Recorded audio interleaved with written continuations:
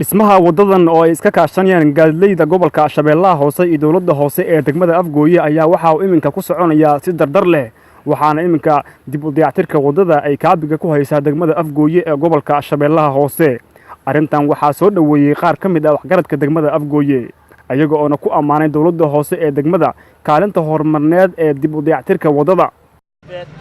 iyo hogayaha dawladda hoose murfarey iyo iyo hadda suubiyeen siyeed bilaamadaha suusanoo sagaal bilo Muhammad Lugwede oo dadku leeyahay dalay markas kuntiin deer leh dalay bood mishaakilki galay yeegna neemi ilaahay ayaa daaday insha Allah intii dhammaan waxa ilaahay ku tuugeynaa ilaa gobolka bayna jidkan saamta maalintii la marsada maamulka degmada hoose maamulka degmada Afgooye oo horkooda iyo xogayaha dawladda hoose degmada Afgooye waxa mahad ilaahay iska leh meeshaan وأبنائي بس عددا وحنا سعيدين Afgooye waxaana haddaas iskale ka soo xogayaha dawladda hoose ee degmada Afgooye Cumar Faray Muuse oo goobta kormeeray ayaa sheegay in howlahan dib u dayactirka wadooyinka lagu balaarin doono gudaha degmada Afgooye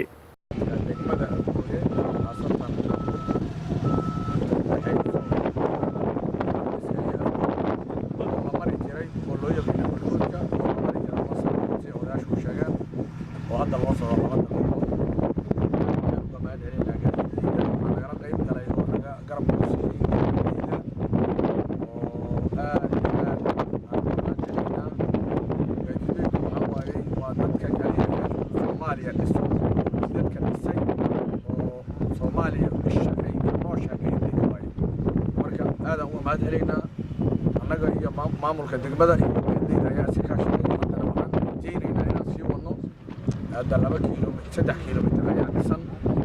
4 kiiloomitir ayaa loo dhiman 4 kiiloomitir oo dhammaan inaan sii wadno ayaa jeedinaa wadadan ayaa halbowlo u ah isku socodka gaadiidka Muqdisho iyo Afgooye Cabdiwali Cali online TV-ga caalamiga ah ee Universal gobolka Shabeellaha Hoose